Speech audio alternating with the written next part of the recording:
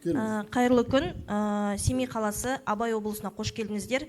Азат мырза, сізге мынандай өтінішіміз бар. Жаңа алда айтып өткенде жеке кәсіпкер мырза, бізде де магазин у дома дейді, үй жанындағы кішкене дүкендеріміз. Біз қазір 33 товардың бәрін бір қалыпты қылып істейміз дейді. СЗБ бойынша дейсіз бе? Иә. Сонда жаңа айтып жатыр ғой, налоговый кодекс деп. Иә, біз сияқты жеке кәсіпкерлер біз жабылуға мәжбүрміз. Біз жай ғана өзімізге істемейміз. Біздің қол астымызда 5-6 адамға дейін бар. Бірақ қазір егер де бізді налогпен қысса, ол каталогпен бір қысса, сонда қаншама адам жұмыссыз қалады. Жай ғана элементарно Абай облысын алатын болсақ, бізде 1173 дүкен бар үй маңында. Сонда әрқайсынан жоқ дегенде 3 адамнан санайтын болсақ, қаншама жұмыссыздық пайда болады. Осы мәселені бір қалыпты қылып шешіп, сіздер қолдау көрсетсеңіздер. Мысалы, мен өз басымда алатын болсам, мен көпбалалы анамын. Аллаға шүкір, үкімет көмектеспейді демейміз. Үкіметтің қолдауының арқасында, гранттардың арқасында сол дүкенді ашып жұмысымды істеп отырмын. Қуаныштым. Бірақ егер де қазір мына каталог келетін болса, бізге оны сканер алу керек. Оның өзі бізге қазір расход 600-700 мың. Біз күнделікті табысымызбен өзі айландырған 50-60-ға сауда сататын болсақ, 50-60 мыңға. Сонда біз арғары күнімізді қалай көреміз? Онда маған сол қаншама 4 жыл еңбектеніп жүріп, осы дүкен сатып алған дүкенімді жабуға тура келіп тұр.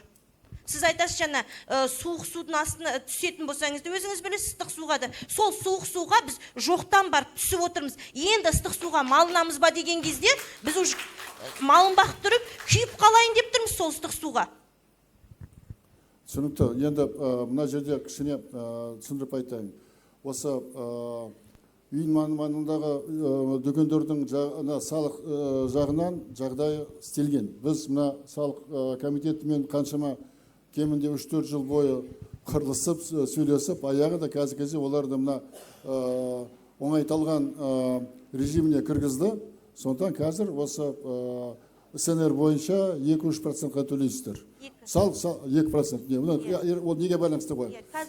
Шешіміне байланысты. Ал мына каталог деген расында үлкен проблема айналып кеткен. Бұл салық кодексіне байланысты емес, бұл сауда министрліктің меніңше қателігі. Егер бұл товарларды біз өзіміз тапсақ, шығарсақ, әрине оған өзіміздің классификация каталогы жүргізу болады. Олар халықаралық деңгейдегі товарлар. Олардың көбісі импортталған. Олар біз шығарған жоқпыз. Неліктен біз оларға өзімізді ерекше бір каталог шығара береміз? Бұл үлкен біздің, шын айтсам, кемшілігіміз. Біз дайын затты шығарғаннан гөрі сол заттарға атауларды шығаруды жақсы көреміз.